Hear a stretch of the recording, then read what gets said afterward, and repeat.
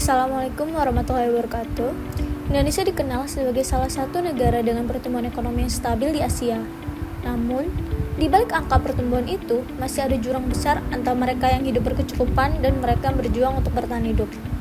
Fenomena ini disebut sebagai ketimpangan ekonomi, dan sayangnya Indonesia itu menempati posisi keempat dunia dalam hal kesenjangan kekayaan menurut laporan kredit Swiss yang dikutip oleh Kata Data Indonesia. Laporan tersebut menyebut bahwa 1% penduduk terkaya Indonesia menguasai 49,3% kekayaan nasional. Angka ini jauh di atas rata-rata dunia dan menunjukkan bahwa sebagian besar kekayaan negara hanya berputar di kalangan elit ekonomi. Sementara, jutaan warga masih berjuang memenuhi kebutuhan dasar mereka. Ketimpangan ini tidak hanya tampak pada angka statistik, kita bisa melihatnya langsung dalam kehidupan sehari-hari. Di satu sisi, pusat kota dipenuhi gedung mewah dan kendaraan mahal. Di sisi lain, masih banyak masyarakat pelosok yang kesulitan mendapatkan pendidikan, layanan kesehatan, bahkan pekerjaan yang layak.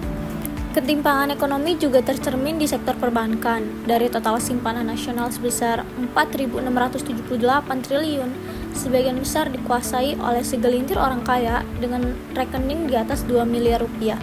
Sementara masyarakat biasa hanya menyumbang sebagian kecil dari total simpanan nasional. Ketimpangan yang besar berdampak langsung terhadap kualitas hidup masyarakat.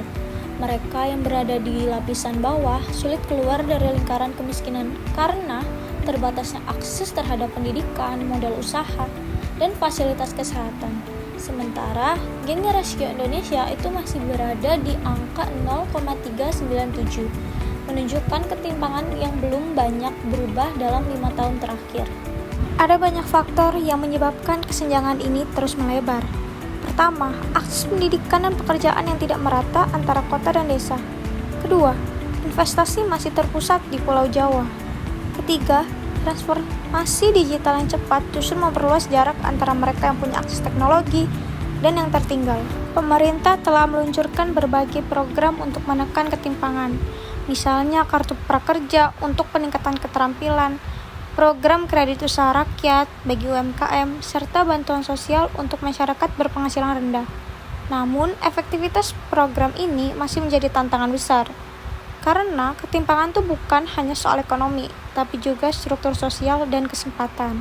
Mengatasi ketimpangan tidak bisa hanya mengandalkan pemerintah saja. Kita semua memiliki peran, seperti dengan membeli produk lokal, berwirausaha sosial, dan membantu masyarakat sekitar memperoleh akses ekonomi yang lebih baik. Setiap langkah kecil memiliki dampak besar ketika dilakukan bersama. Karena kemajuan sejati bukan diukur dari seberapa tinggi gedung yang kita bangun, tapi seberapa banyak masyarakat yang bisa ikut merasakan manfaatnya.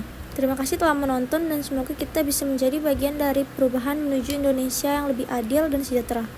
Assalamualaikum warahmatullahi wabarakatuh.